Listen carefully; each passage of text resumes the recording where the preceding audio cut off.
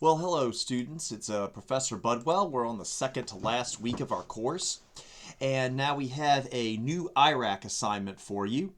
And honestly, this assignment is probably my favorite in the entire course because more than any other assignment, I think this really kind of gives you a glimpse as to what it can be like to think like a lawyer.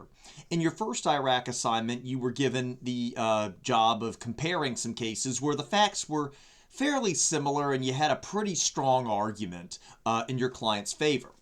In this case, you're going to be arguing that Jimmy Stewart, the burglary of his cabin by this criminal Blackjack, is similar enough to the case that you briefed last week, Giles versus Commonwealth, that Blackjack should be can be found guilty of burglary because Jimmy Stewart's cabin is a dwelling.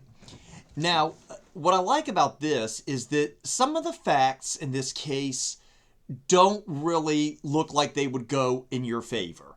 And if this case were to go to court, you can probably see a judge going either way on it. But that's really what practicing law is like a lot of the times. You know, the facts aren't always 100% in your favor, and you have to make an argument with what you have. And remember, whether or not your argument ultimately wins is not really as important as did you make the best argument that you could. I've had cases that I ultimately lost where I made some of my best legal arguments. I remember one case that I ultimately lost after I made my argument. The judge smiled and commented to the opposing attorney, "That's a good attorney." And then he proceeded to rule against me. So just remember, you're making a good argument here. So let's kind of dive into it a little bit. Now, you don't really need to put a facts section in here. If you want to, you can copy and paste the facts from this thing, but I do not need a facts section in this. The issue is given to you. Now, you can get points for the issue, but you can also lose them very easily. But the issue is right here in the assignment. Should Jimmy's cabin at the time of the burglary be considered a dwelling? So just copy and paste that into your assignment. Now, the next section, the rules section, I'm going to be emailing out to those of you who have completed last week's assignment. You're going to use the rule from Giles versus Commonwealth. So just copy and paste from the model answer that I give you there.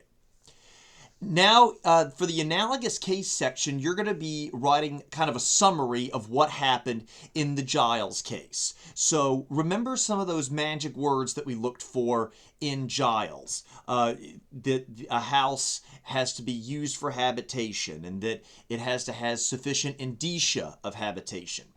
You want to craft your analogous case section so that you open with what the court ultimately held in that case, and be sure to use some of those words that I just mentioned in your opening, used for habitation, sufficient indicia of habitation, and then give a fairly detailed summary of why they held that. You don't need to put the policy or anything in there, but kind of look at what they said about that house in general, contents of the house, how the house was used that ultimately convinced them that that house was a dwelling, and then give that good conclusion sentence, therefore they held that it was a dwelling because there was sufficient indicia of habitation. And then the next section is your analysis, and you're going to be comparing Giles to this case here for Blackjack. Now, again, remember, you're arguing that this was a dwelling, and I want you to take a look at the facts in this case and see how you can compare them to the Giles case. So look at anything regarding to the contents of this cabin and compare them to some of the corresponding contents in the house in the Giles case for Oscar Thornton.